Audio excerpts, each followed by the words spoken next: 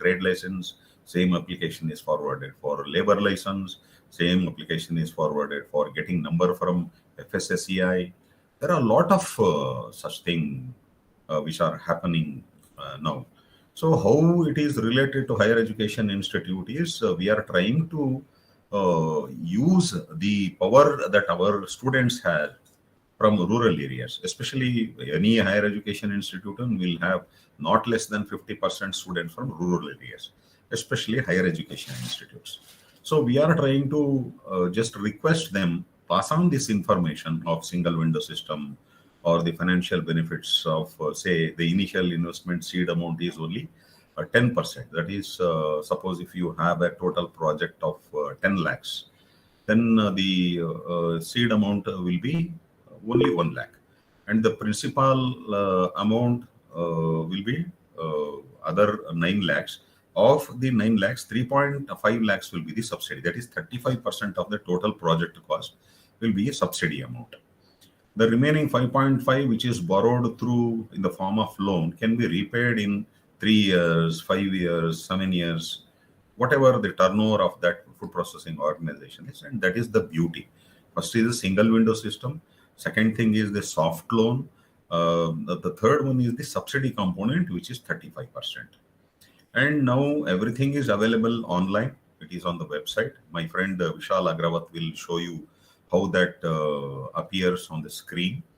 And it is easy to fill up the 8 pages long application also. If you are not able to fill up, आपको थोड़ा सा दिक्कत हुई application fill up होने में, तो डिस्ट्रिक्ट ऑफिसर्स या हमारे जो फैकल्टी मेंबर्स है वो आपको सहायता देंगे कि इसको कैसे फिल अप कर सकते हैं.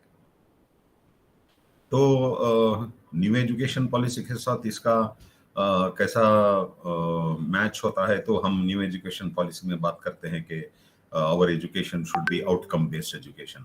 हम कुछ सीखना चाहते हैं, हम कुछ करना चाहते हैं, तो it should be based on education. तो हमें जो बीए बीकॉम में जो सिखाते हैं शायद ये काम आए न आए, अगर ओडीओपी में इनको जो ट्रेनिंग देते हैं, इनको जो नॉलेज देते हैं फूड प्रोसेसिंग ऑर्गेनाइजेशन प्रारंभ करने के लिए, इसके जरिए उनका खुद का एक फूड प्रोसेसिंग ऑर्गेनाइजेशन प्रारंभ हो सकता है. नहीं है मेरे पास इतना पैशन नहीं है, मैं कोशिश नहीं कर रहा हूँ या कर रही हूँ, तो हमारे जो फ्रेंड्स है, नेबर्स है, आजू बाजू वाले हो, जो भी वो नेबरिंग डिस्ट्रिक्ट से है, उनको हम ये इंफॉर्मेशन पास कर सकते हैं और ये फूड प्रोसेसिंग ऑर्गेनाइजेशन का प्रारंभ कर सकते हैं. और ये खूबी है कि ये scheme, this scheme started in January 2021, and till now February end we could see there are more than 60,000 food processing organizations which has started. So even during the COVID-19 also, so we have Priya madam, shall we start? Yes sir. Yeah. Sir, one second, sir. Tell me. Sir, a very happy morning to you. I'm so happy to, reconnect with you on this platform, sir. I remember you as a strict officer when we had that FDP, and seriously, sir, our red cell is the outcome of the inputs which we got from you during that session. So thank you so much. And today we are having our association with MGNCRE is purely because of the first step, maiden step we took with you. So thank you so much. I did have some connectivity issues and I couldn't join earlier. I'm really sorry about that. And wishing you all a very happy morning. On behalf of the management, the students and the faculty of our college, I would like to extend a warm welcome to our dear Chethan sir. For you all, you're meeting him for the first time. I have been his student, I think, in that batch of FTP. Should we take it as a student only? Yes, sir. In that FTP where we had that ODOP. Yeah. One district with Dr. Vanati. Yeah, so we were on that batch, and that was the first step we took towards Red Cell in our college. Today, I'm so happy that we have progressed. Even 2 weeks back, I attended a 5-day intensive training program. that on sustainability conducted by MGNCRE. And I'm so happy that you have consented to handle the session today.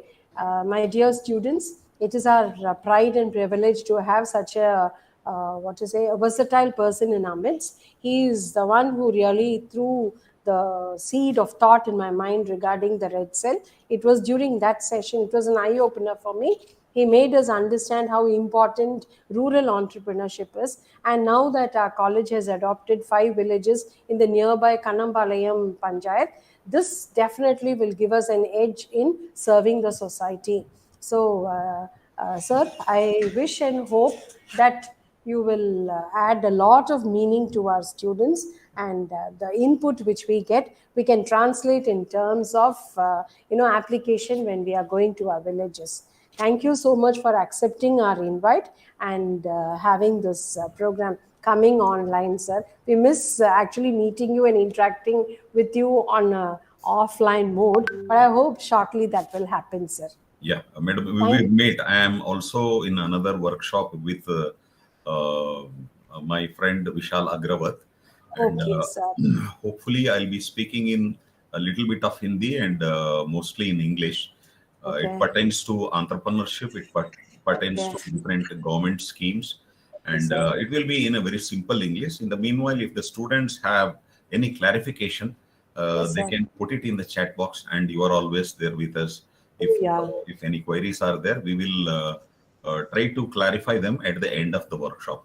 So Okay, sir. I have started briefing about the ODOP, that is one district, one product. One product, yeah. And there are also different other schemes which I will try to reveal Okay, in sir. the coming time. Yes, sir. And Sure. apart from that, so how our students can be the catalyst for these schemes Change. which are uh, pushed by the government, whether it is central government, state government, it makes no difference, because ultimately it is implemented through district collectors. So Yes, we sir. need not bother our ruling party is this, our central government party is this. We have nothing to do with the political parties.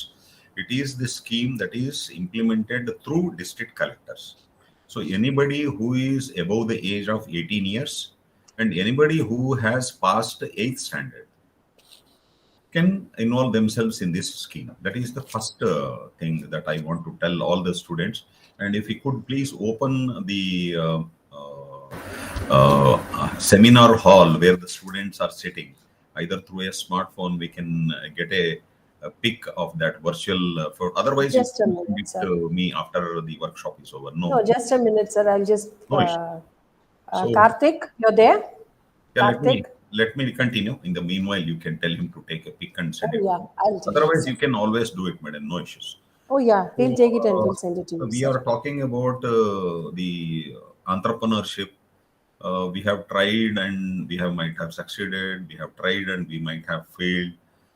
There are some success stories. There are some failures also in front of us. So, what we need to tell the students of our higher education institutes is that to become an entrepreneur, you need to understand the three ships that our students will board.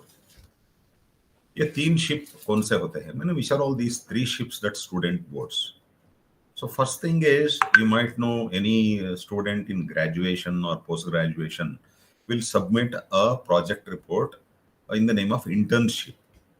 The first ship the student boards is the internship, where they'll try to use all the knowledge that they have earned during the classroom sessions within the four walls, outside the four walls, and whatever the knowledge that has been acquired, they'll try to test it through the project report, which is going to be submitted to the institution in the form of a project report, internship. So here, some of the students will select their own organizations. Some of the institution will guide them to go to certain organizations, or in certain cases, say in case of premier institutes, the multinational corporates will come and engage the students for the internship. There are three ways. Either the student can select his or her own organization, or the faculty members or the institution can guide them to go into some, say, food processing organizations, micro, small or medium organizations, or in certain cases, the multinationals, companies or the corporates will come themselves to see that these choose these students for the internship. Say, for example, Reliance, Amazon, Flipkart, or the Tata, whatever the big corporates, they say we want a student having this caliber to do internship for our organization, which is a paid internship also. So here, as far as my knowledge got, because I was also, I'm also involved in the education sector for more than 20-25 years. I could see students not exerting so much of energy that is required for the internship. So ultimately, after the internship, what happens is when we go for an employment, the organization or the person who hires will ask, so tell me something about you. That is the first question that is asked. So we will tell, this is my name, I did my primary schooling here, I did my high school here, I did my graduation here, and ultimately I am from this place and I have a passion towards working for marketing, human resource, finance, and I want to join your organization depending on the designation that is there. Now, the second question will be, what was your project that during the internship? Here, many students will stumble because they have not identified a typical or a specific topic where there was an issue. Say, for example, Reliance sales is declining, or the sales of Reliance product, say, for example, footwear is declining when compared to the other Reliance products. So the Reliance will ask the student to do a project report, to do a study on why our sales in Reliance footprint is declining.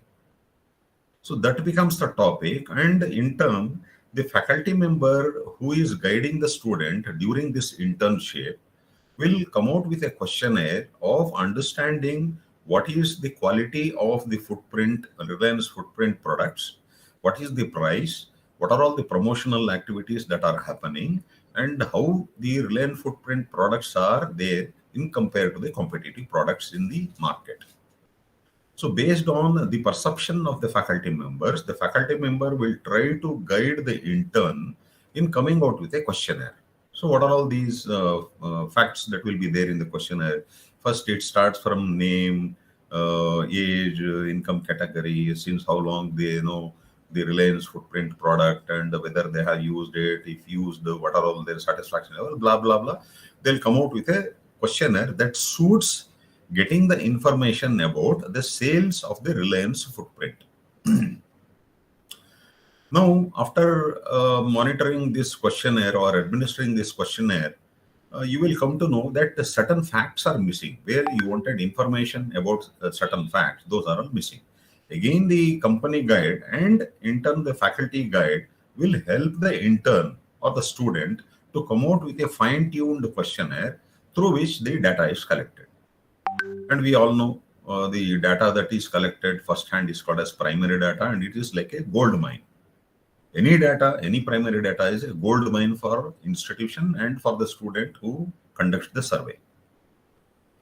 After this survey, when the primary data is there in the hand, they'll try to compare after analyzing, evaluating, and interpreting the data using different statistical tools. This also we will teach to the students of how to use the primary data, how to analyze, how to evaluate, and how to interpret. After interpretation, we will try to compare that with the secondary data that is available in the organization. Reliance footprint. So after comparing, you will identify certain facts on which you will say, because of the, I'm just giving an example, don't take it very seriously. Because of the quality of the product, Reliance footprints, the sales have come down. Or because the prices of the Reliance footprint products are very high when compared to the other products like Bata, the sales has come down. So you will be able to identify the exact reason for which the sales has come down. Now, because the sale has come down because of the quality or might be because of the higher prices, you will give an appropriate solution stating that it is better to come out with an improvement in the quality of 1, 2, 3, 4 product. It might be a sandal, it might be a shoes, it might be a ladies chappal, because you have interacted with a lot of respondents, male, female, high income group, low income group, different types of respondents. You will come out with appropriate solutions. Now, to take the solution, implement the solution is left to organization again.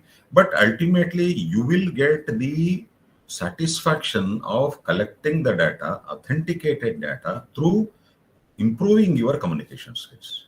You might have used 100, 150, 200 questionnaires, again, depending on your institutional standards. Your institution says, so suppose you are submitting a project report, the minimum questionnaires that should be administered is 200 or 150 or minimum 100. Without 100, any project will be incomplete. So when talking to 100 respondents, you are trying to get authentic information from the student or respondent, and you know how to communicate with them.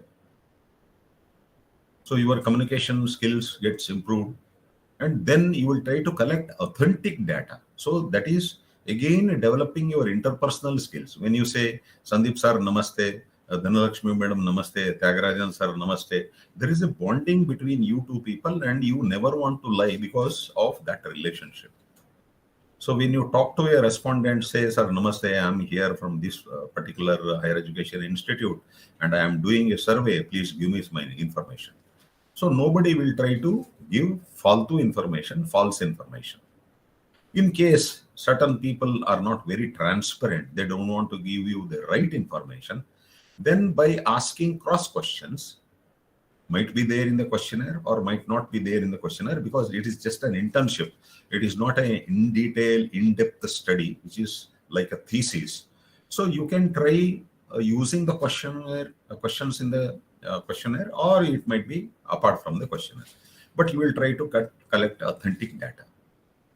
So when you try to collect authentic data, your interpersonal skills improve, your observational skills improve, your learning skills will certainly improve. You will be having the experience of how to communicate with the other people in different conditions. That is the first advantage. Second thing is, when primary data is there, you have started using the statistical tools. Second improvement in your skills, you have started practicing. The third one is you are trying to compare the primary data with the other data which is already there with the organization, and your analytical skills will start improving because you have started practicing it. And finally, when you come out of a right decision, because you have the right information in front of you, right information leads to right decisions. So your capacity builds from a normal student to a decision maker, a manager. So you have become a budding manager. You have the capacity to take decision based on the right information that is there in front of you. So whatever that is there in new education policy of outcome-based education, what you want to be a budding manager, you want to be a budding entrepreneur, gets fulfilled. Your skills, the skill development part, communication skills, observation skills, learning skills, utilization of the statistical tools, interpersonal skills, all those things gets developed. And the third one is capacity building. You are not only a student, you will become a manager because you have already started taking decisions. My friends, the difference between the knowledge and the skill is that knowledge might be there in your mind. You keep on accumulating the knowledge, but you will try to use that at one point of time and you might forget. Again, to recollect that, again you have to read, again you have to listen to lectures, again you have to watch some video clippings. So many things needs to be done. But skills are those things which you can never forget. I'll give an example of one or two skills. Say, for example, you want to ride a bicycle, riding a cycle, or you want to learn swimming. You have to get into the water and practice. For learning how to ride a two-wheeler or a bicycle, you need to sit on the bicycle and start pedaling. You might fall, Again, you might gain balance after say 15 days. It depends on the student again, learner, whether you might learn bicycling in 30 days, 50 days, 8 days. There are people who have learned in 3 days. So it depends on our skills of practicing. So for improving your skills, you need to practice. Without practice, you cannot learn or sharpen or improve your skills. Even in case of swimming also, when you get into water, first you might drink some water through your nose and you might cough. But ultimately, in a span of, again, say, it depends on your learning skills, 15 days, 30 days, or 3 months, you will learn swimming. But when you see the physical aspects of the learner, whether it is bicycle or whether it is swimming, nothing has changed. What has changed is just the mindset, the control on your mind. Just because you have acquired control over the activities, the balance that you have acquired over the activities have given you a control of how to ride a two-wheeler or how to swim in the water. The physical attributes have never changed. It is just a change in the mindset. So this is what happens in skills part. So you need to sharpen your skills. You need to practice it more often. So practice will make you perfect, and then will take you to the level of either a budding manager or a budding entrepreneur, which is also there in new education policy. Now, the third part that we normally talk about, either to become an entrepreneur or to join an organization, is this attitude part. So first question, if you are joining an organization, I said first ship is internship. So internship, you will sharpen your skills. So which are all the skills that you are going to sharpen? Your communication skills, your analytical skills, your observation skills, your learning and unlearning skills. So all those things will come here, for which you might be getting some remuneration or you might not be getting anything at all. The second ship that any student boards is the apprenticeship. So you might just recollect when we say apprentice. So who is an apprentice? The person who practices special skills. Say, for example, I'll take the best example, which is known to everyone, MBBS students. The MBBS students will study inside the classroom for 4 years. And after the fourth year, fifth year, they'll start practicing it in certain hospitals, nursing homes, or different such industries. So when you start practicing after the fourth year, the fifth year completely is devoted for internship. So how this is practiced?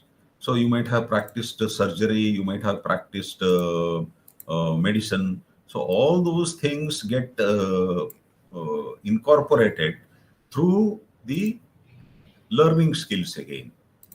So which are these learning skills for a medical student? He'll diagnose, he'll identify, and he'll come out with a decision stating that yes, because of these causes, this has happened, and for this disease, this is the final treatment. So whatever that has been learned is being practiced by the doctor. Initially, when we say MBBS, Bachelor of Medicine and Bachelor of Surgery, so the foundation, the basics will be learned, practiced by the student. So what we want from the other students also who might have done BA, BSc, BCom, BBA, BTech, anything, any bachelor's degree or post-graduation degree, is we want them to practice these things when they join the organization during their apprenticeship. So during this apprenticeship, they'll be getting some remuneration, either in the form of salary, or you might call it anything, wages, salary, wages, whatever that is there. So we'll start earning when we become an apprentice. This is the second ship that any student boards. So here I might join as a marketing manager, I might join as a human resource manager, or I might join as a operations manager, depending on the passion that I have, depending on the internship that I have done, depending on the specialization that I have taken during the final year. So somebody opts for finance specialization, somebody opt for marketing specialization, somebody will opt for human resource specialization. So depending on their specialization, they'll complete their internship, and then they'll join the organization as apprentice with the same passion. I want to work in marketing section. I want to work in human resource management. I want to work in operations. I want to work in accounts department. Different things are there. So this apprenticeship will start giving you some earning income because you have contributed towards the development of the organization. You have performed and you have worked for 8 hours, 10 hours a day. And depending on your performance, depending on your contribution, you will get the salary, you will get the remuneration. Suppose during the apprenticeship, you have not performed very well, you get a notice and you will get kicked out from the organization. That is also not ruled out. So during this apprenticeship, so you will start practicing. Suppose you have joined marketing department, you have joined account section. You have started practicing and you are contributing towards the development of the organization by, suppose you are there in finance department, you are trying to control the cost, you are trying to reduce the cost cutting methods, and you have tried to reach the optimal cost part. Suppose if you are in marketing department, you are trying to increase the sales of the organization, and you will compare what was earlier sales now and now what is the sales because of your contribution. So apprenticeship will give you an edge in the department in which you are working. Again, I need not repeat: operations department, procurement department, processing department, marketing department. A lot of departments will be there depending on the size of the organization, and you will contribute towards that one department initially. So if you are happy, you can continue in the secondship throughout your life. Or as I have seen, some of the apprentices will have very good observation skills. Even though they are working in marketing, they'll be focusing on the purchase department, they will be focusing on the processing, they'll be focusing on the cost of production. All those things will be observed and they learn many things to become entrepreneurs. So how they become entrepreneurs is being a person in marketing department. He knows how efficiently he can purchase, he can lead the purchase department, how efficiently he can cut down the cost and come out with optimal cost of production. And also, because he is already in marketing, how to sell, how to market these products to the consumers. So when he or she has acquired all these skills of procurement, processing, and marketing, so he or she wants to stand on their own legs and enter into the third ship, which is called as apprenticeship, entrepreneurship. The first thing is the internship. During the study, you will get a certificate stating that in partial fulfillment of this course, you have been awarded BA, BCom, BBA, all these things. That is during internship. And after that, you join an organization as apprentice, where you will get an appointment or order with a job chart stating that you have been selected for this particular designation at this salary, gross salary, net salary, and your probationary period will be this much, and you will be working in this particular department: accounts department, finance department, marketing department, production department. So you are very particular of working in that particular department for so many years.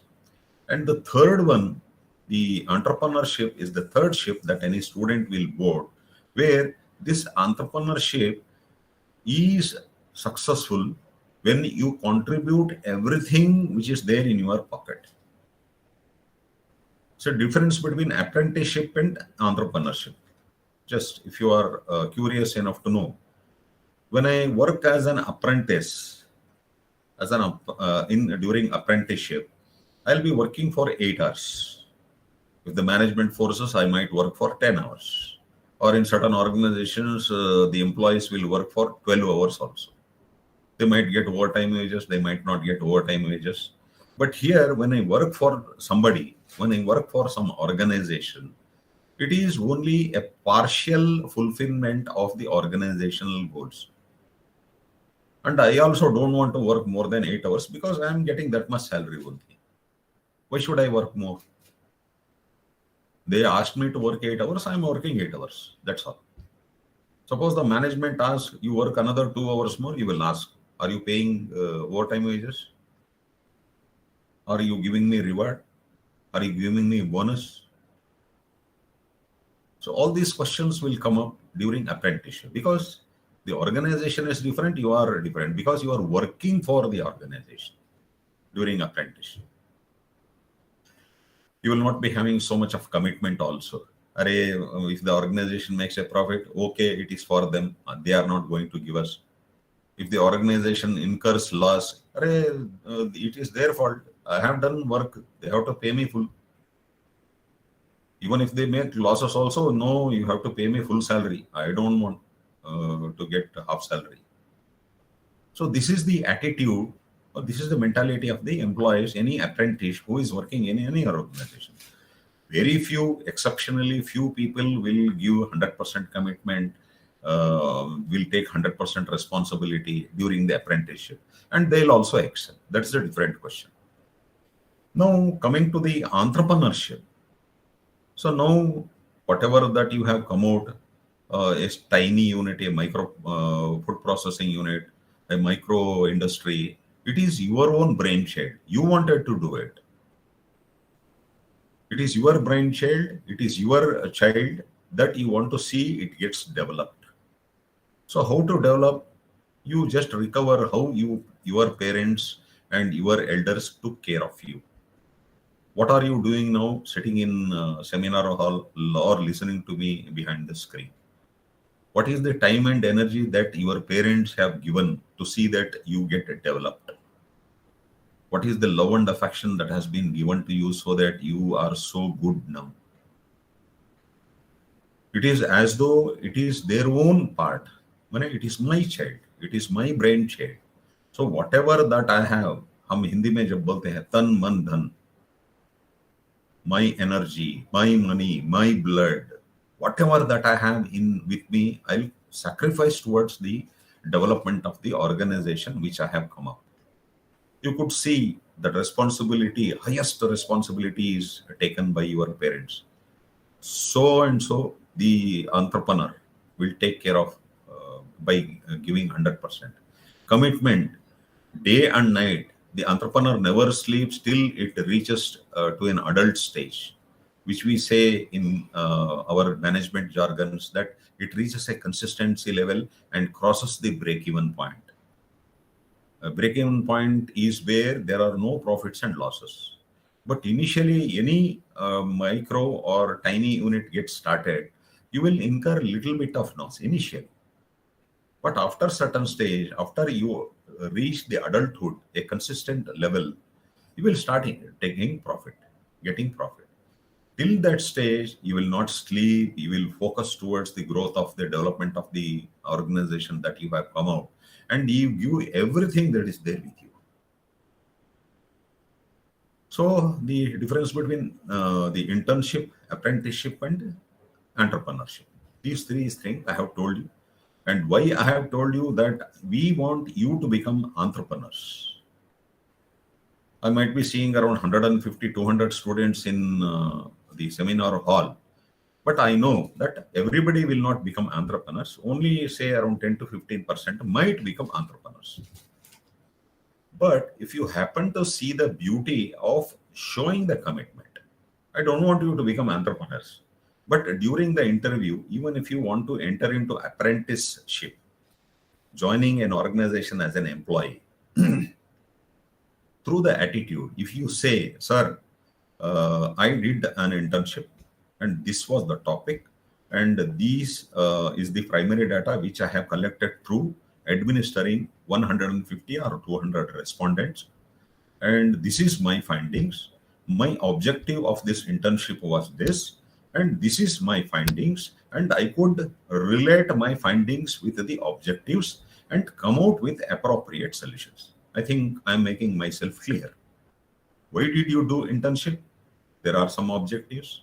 Because the guide from the company organization has told you to do something, and your faculty member has also helped you to do something, and you have confidently done everything, and you have tried to improve your communication skills, observation skills, analytical skills, and ultimately come out with an appropriate solution which shows your attitude.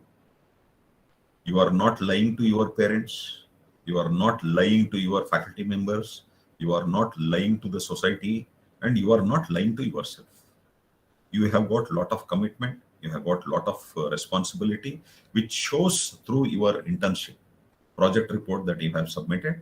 And any organization will be interested in hiring the people who tell the truth, the employees who are sincere to themselves.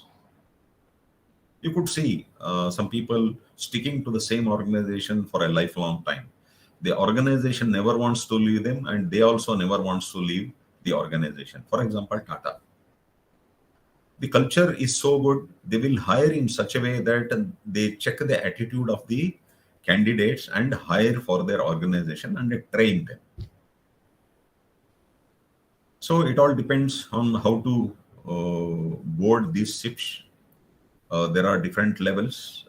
We will talk more about that in the coming sessions, if at all there is an opportunity.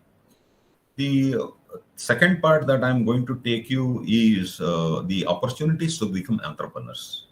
There are a lot of opportunities. We might talk about there are no opportunities, and after completing your graduation or your post-graduation, you will feel that, sir, there is no employment opportunity.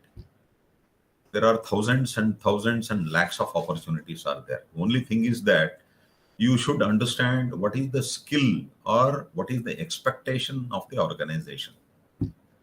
Normally, when we learn something within the four walls, we think that our 65%, 75% or 85% will give us a job. Not at all. Nobody will consider your 85% or 75%. It is just a piece of paper. What they look into you is the knowledge that you have gained during your graduation or post-graduation and the skills that you have practiced. It will be revealed during the interview how beautifully you can communicate, how beautifully you can portray whatever that you have learned during your graduation or post-graduation, how beautifully you can tell your experience. So what is experience? I might have seen a movie, seen somebody getting a gold medal by running fast. Can I get a gold medal just by seeing a movie? You need to practice, you need to compete, then you will get a gold medal. When you get a gold medal either in running or in swimming or in something, so it will reveal that you have practiced it. When I say, sir, I am very good in marketing, just by saying very good in marketing, can you be a proficient marketing fellow? Certainly no. You might have practiced. You need to have an experience in doing that. So here where the organization will ask you, what is the experience that you have? Even though you might not have experience, whenever you have done an internship, whatever the activities that are carried on during the internship, administering the questionnaire, communicating with the respondents, tabulating the data, utilizing the statistical tools, talking to the faculty guide, talking to the organization guide, everything is an experience. You can recollect whatever that has happened and you can tell them to the person who is taking your interview. So that is the best part. Experiential learning is the best part. So here the government has come out with a lot of such schemes to motivate the students, motivate the other candidates or other applicants, other beneficiaries who might be the friends of our students, might be relatives of the students, or they might be staying with the students in a village, because most of the students are from village areas. So I'll just take 5 minutes to tell about this scheme. And who is this Irfan Mira who wants to present? Can you please? Irfan is from our college, sir. She is our faculty member from Okay, the okay. BBA I am seeing a department. blank screen, madam. That's why I just checked. No, just a minute, sir. Thank you. She is in the auditorium with the Okay, okay. No students. issues, no I'll issues. just get No her issues. to We'll you. continue. Yeah, yeah. So we'll take example of the ODOP scheme, one district, one product scheme. This is especially for the food processing organizations. There are other schemes for other industries, like you can come out with plastic manufacturing, you can come out with the chip manufacturing, you can come out with any industrial product manufacturing. There are different schemes, but I am talking about the ODOP, which is focusing on food processing units only. Every district has been given a product, and every uh, person who is in that district, whether he is from village, whether he is from urban or semi-urban areas, can utilize this opportunity of becoming an entrepreneur. So how to become an entrepreneur? There will be a question from the students. The best solution is you need to get experience, you need to have a passion, you need to change the mindset to become an entrepreneur. I have given two examples. If you want to learn swimming, you should practice it. And while after practicing, after learning also, the physical attributes never change. But you have already learned swimming, you have already learned cycling. Yes or no? So same way, entrepreneurship is also a mindset. If you want to become something, if you want to be something, then you can just try it out. So how to try it out? There is an application form which I'm going to share with Madam. She will show it to you, which is 8 pages long. I'll not give all the details about the 8 pages lengthy application form which is being used here.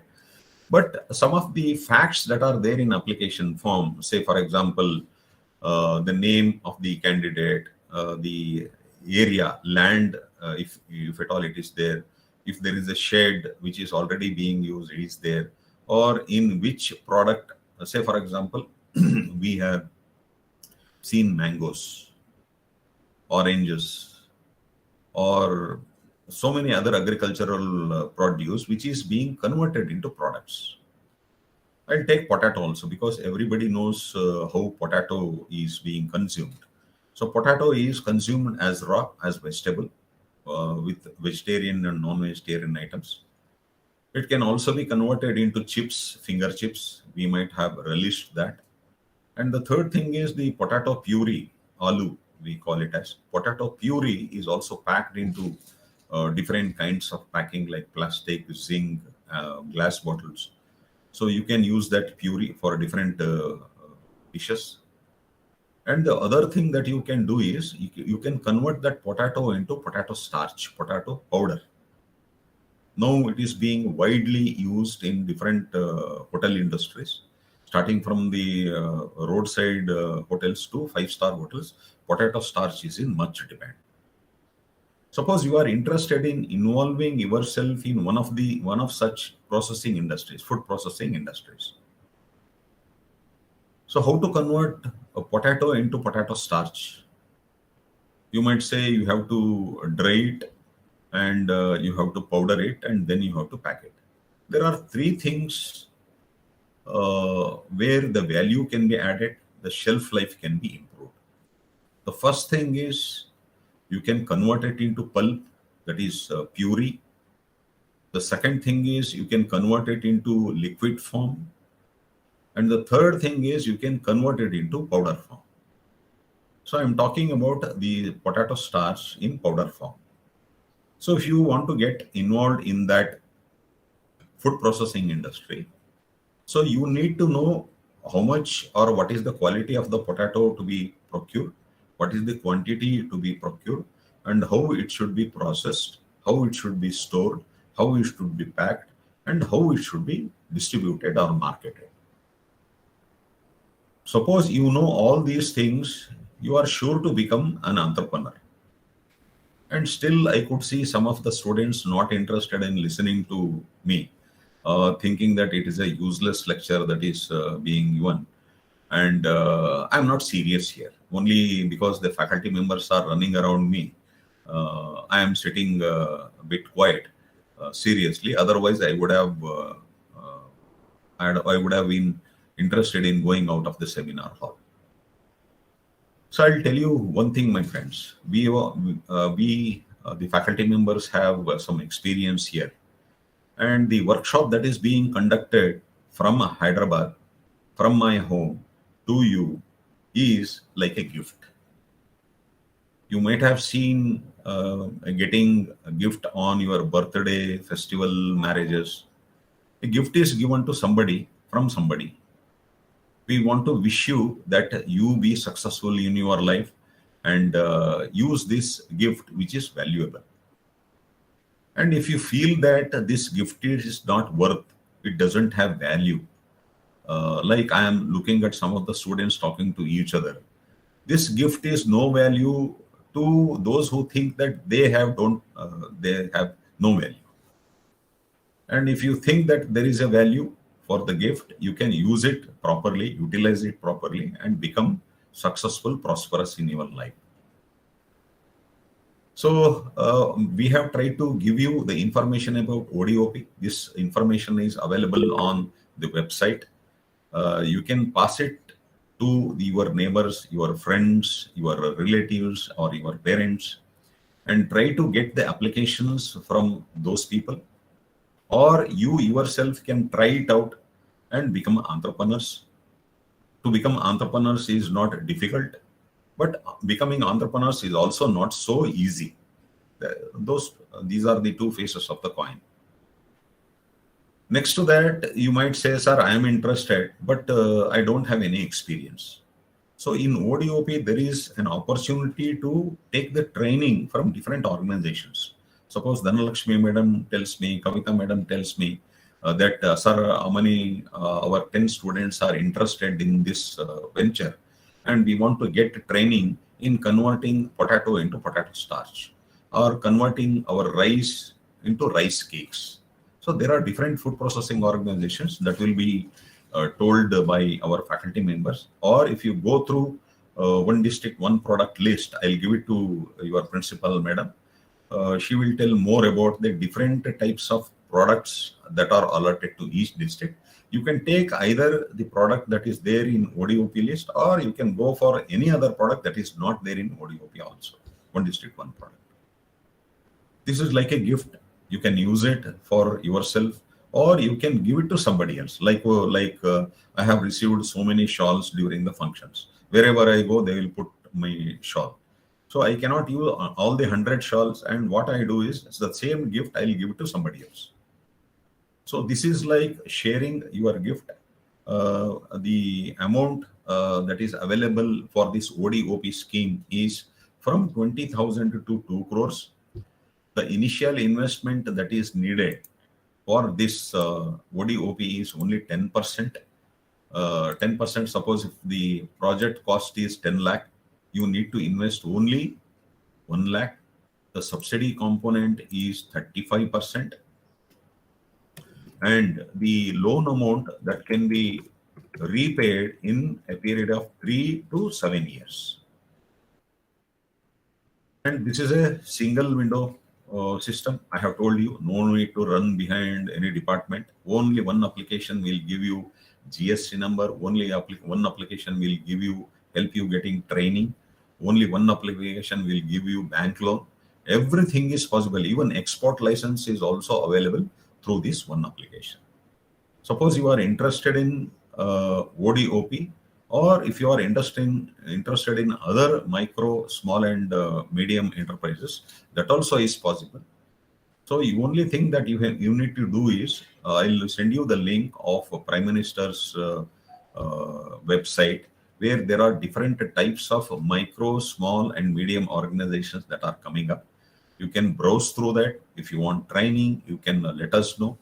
It will also help you to take internship in different food processing organizations, small and medium sized industries within your district. It will also help you to come out with some sort of a remuneration when you take a green signal from the district collector. Each student who administers one questionnaire will get 500 rupees, or each application that is forwarded to the state nodal agencies through your higher education institute will attract a remuneration of maximum 20,000 rupees. And if you want to do a festival, an exhibition within your higher education institute, like if it is potato products and byproducts exhibition, like you celebrate a college day. So you can have a college day, you can have a food festival pertaining to that product. The anudan, so the funding is to the extent of 50,000 rupees. You can avail that. You can celebrate that in the state level, pulling all the people, students from other classes, other higher education institutes, and from the city also. So you can avail this 50,000 funding. And there are a lot of such opportunities are there. Without taking much of your time, I'll wish you all the best in your future life. I don't know how you have spent all these years and days during the COVID-19 also. If you have learned telling lies to your parents or your faculty members or to your friends, stop that, because it is not going to help you.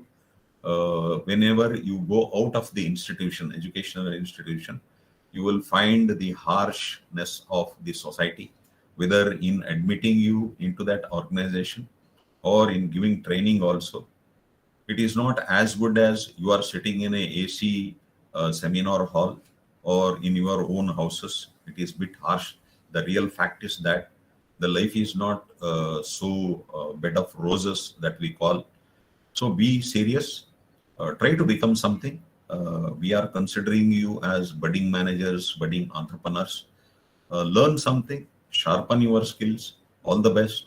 If additional knowledge is required in this regard, we are always there.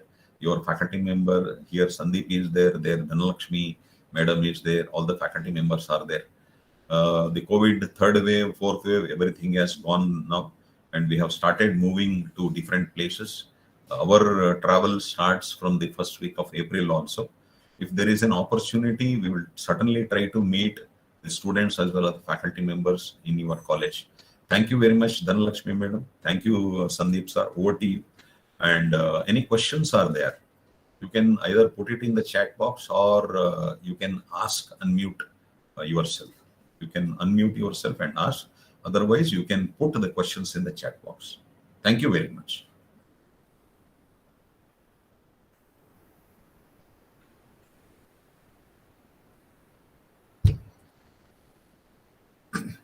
Sir, it was a very informative session. Vishal, you please continue. I'll leave this seminar. Thank you. Sir, Thank you very much. Thank you. Can we also leave, sir? The program for us was scheduled for 1 hour. Yeah. Please, madam. Thank you very much once again. Sir, thank you so much. I want the list of students and faculty members who are interested in this scheme. Not everybody who are sitting in the seminar hall. I want only a few names, those who are interested in getting themselves associated with ODOP or any scheme. Okay, sir. Done. Yeah. Thank you, madam. I will send the list through Mrs. Priya, sir. No problem, madam. Thank you very much. Sir. Thank you very much, sir. It was a pleasure interacting with you, sir. Thank you. Thank you. Thank you. All the best. All the best to the students who are sitting. Bye. Thank you, sir. Thank you.